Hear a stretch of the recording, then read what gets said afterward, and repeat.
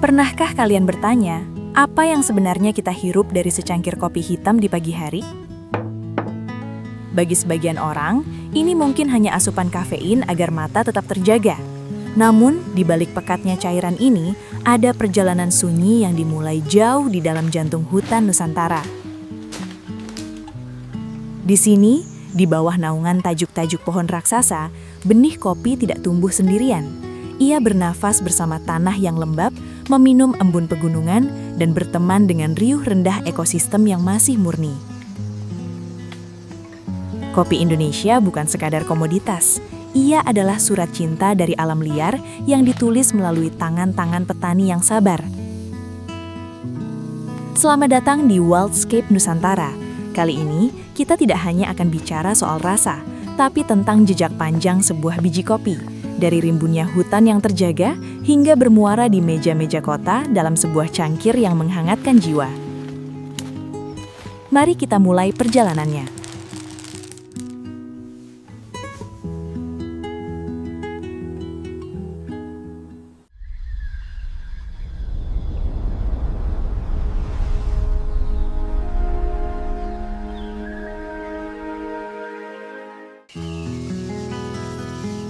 Kita sering mendengar istilah kopi hutan. Tapi apa sebenarnya yang terjadi di balik rimbunnya dedaunan ini? Di Indonesia, kopi terbaik justru lahir bukan dari lahan yang terbuka luas, melainkan dari sela-sela hutan tropis yang rapat. Lihatlah pohon-pohon besar di atas kita. Mereka bukan sekedar penghias. Pohon-pohon pelindung atau shade trees ini bertugas mengatur intensitas cahaya matahari agar buah kopi matang dengan perlahan, memberi waktu bagi gula alami untuk terkonsentrasi di dalam bijinya.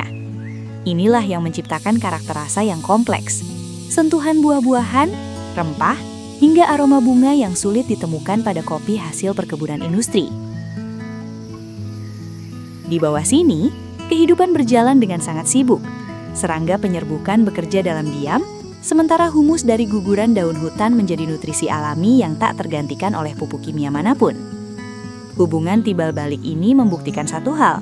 Saat kita menjaga hutan, hutan akan membalasnya dengan kualitas rasa yang luar biasa. Jadi, setiap sesap kopi yang Anda nikmati sebenarnya adalah hasil kerja keras seluruh ekosistem ini.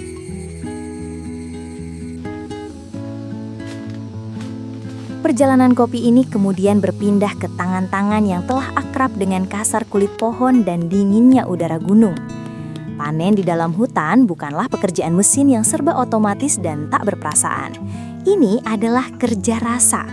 Para petani kita tahu betul, rahasia kelezatan kopi dimulai dari sebuah pilihan sederhana, hanya memetik yang merah. Mereka menyebutnya petik merah. Di balik istilah simpel itu, ada kesabaran yang luar biasa.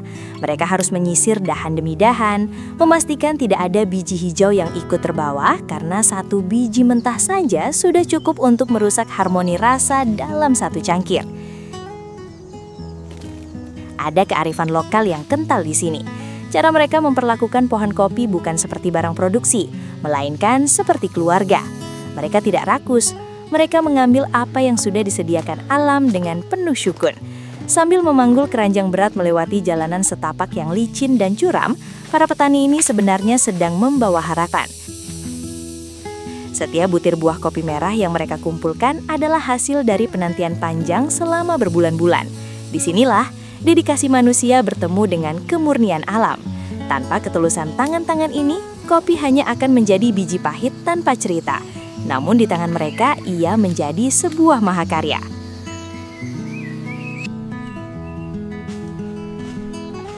Setelah dipetik, perjalanan kopi ini memasuki fase yang paling krusial, transformasi. Ini adalah momen di mana karakter rasa yang tadinya tersembunyi di balik daging buah mulai dipaksa keluar.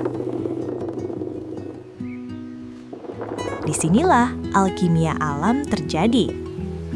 Biji-biji kopi ini harus melewati proses panjang, entah itu dicuci bersih, difermentasi secara alami, atau dibiarkan kering bersama kulitnya.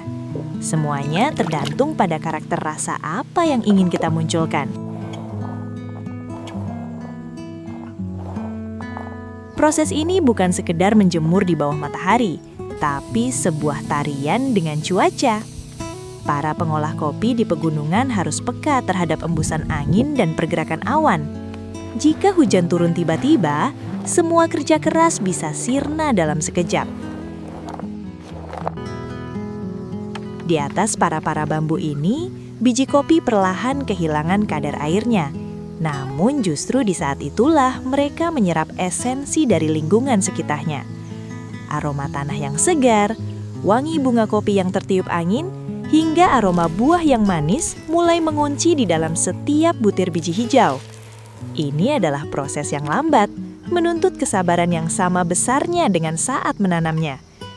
Melihat hamparan biji kopi yang mulai mengering ini, kita sadar bahwa setiap butir green bean yang siap dikirim ke kota adalah saksi bisu dari teriknya matahari gunung dan dinginnya kabut malam.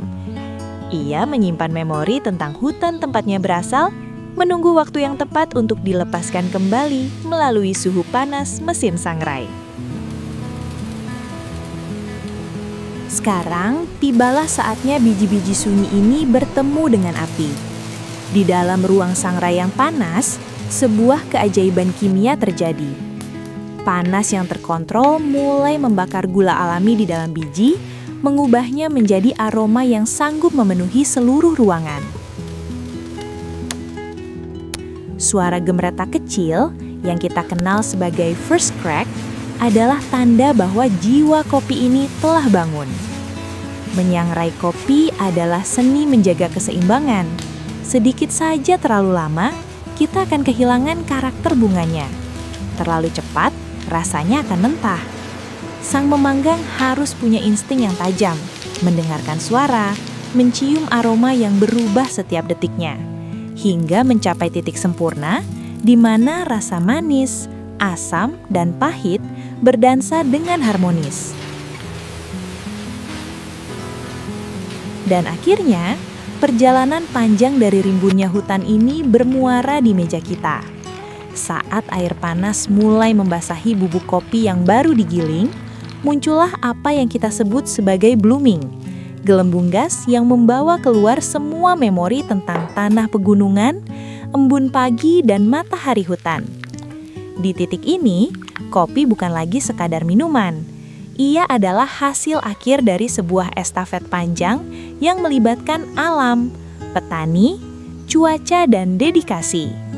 Saat cangkir ini mendekat ke bibir, Anda tidak hanya meminum cairan hitam, tapi Anda sedang menyesap saripati dari sebuah perjalanan ribuan kilometer yang penuh perjuangan.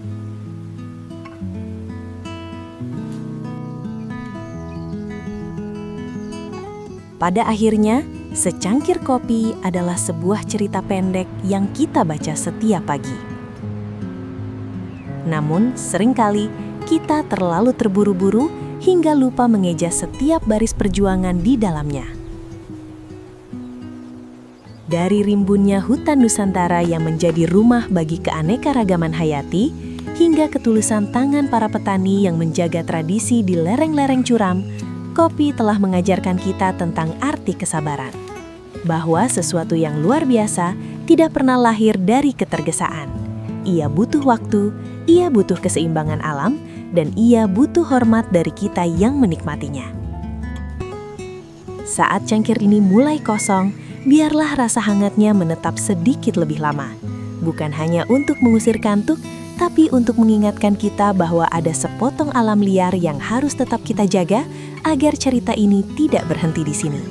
Karena selama hutan kita tetap hijau, melodi rasa dalam cangkir ini akan terus terdengar hingga generasi mendatang. Terima kasih telah menemani perjalanan sunyi ini dari jantung rimba hingga ke meja Anda. Sampai jumpa di penjelajahan Wildscape Nusantara berikutnya. Tetaplah mencintai alam, karena di sanalah kehidupan bermula. Mari sesap kopimu dan hargai setiap tetesnya.